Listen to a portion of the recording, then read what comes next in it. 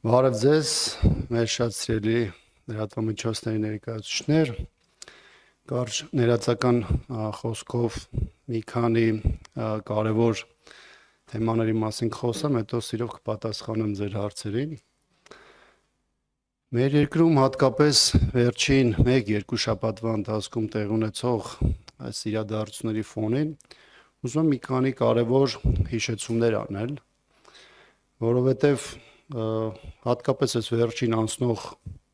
խորհրդարանական նիստերի համատեքստում ավելի շատ քննարկվում է ռազմորկաներ, քֆուրներ, այլանդակ պահվածներ, ամեն ինչ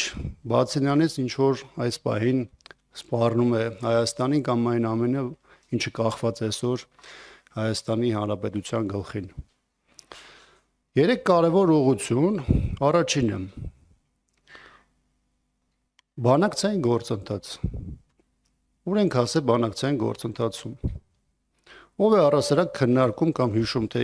որ կետին ենք հասել, որովհետև դրանից է կախված, թե ինչ է սպառնում Հայաստանին եւ ինչ է առաջիկայում սպասվում առասարակ Հայաստանի Հանրապետությանը։ Հանրության հայտարարվեց, որ բանակցությունները Ադրբեջանի հետ ավարտվել են։ Փաստաթուղթը, որը բաղկացած է 17 կետից, չի հրապարակվում, թաքցվում է հասարակությունից եւ այն պարզ հարցի պատասխանը, թե ինչու չի ստորագրում փաստաթուղթը, մի կողմ դնենք այն բազմաթիվ խնդիրները, որոնք առկա են ողջ բանակցային գործընթացում, մեր հանրությունը այդ հարցի պատասխանը չի ստանում։ Երկրորդ կետը սահմանազատման, սահմանագծման գործընթաց։ Մի քանի ամիս առաջ համատեղ հայտարարություն տարածվեց Հայաստանի եւ Ադրբեջանի մասնակցությամբ, որտեղ ըստ էության հայտարարվեց այն ուղղությունը եւ այն հիմքերը, որի հիման վրա պետք է հյուսիսից Հայաստան, Ադրբեջան, Վրաստան սահմանից սկսել սահմանազատման գործընթացը։ Հաշվի առնելով, որ դրա մի կտորը իրականացվել էր Գիրանցի, Բաղանիսի եւ Ոսկեպարի հատվածում, հիմա հարցեր են, չէ՞, առաջանում, ինչ խնդիր է առաջացել եւ ինչ է թաքցնում իշխանությունը, որ սահմանազատման գործընթացի հետ կապված համատեղ հայտարարությունից հետո որևէ process գոյություն չունի։ Եվ երրորդ կետը, որ անմիջապես կախված է այս երկու նախորդիվ ասված կետերի հետ, դա վերաբերում է առաջնագծում առկա իրավիճակին։ Մեկ ամսից ավելի է,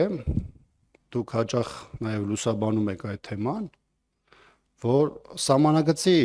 մի քանի ուղղություններով հրադադար ռեժիմի խախտումներ են արձանագրվում։ Չնայած այն հանգամանքի, որ իշխանությունը առաջին մեկ շաբաթվա ընթացքում փորձում էր քողարկել այդ հանգամանքը,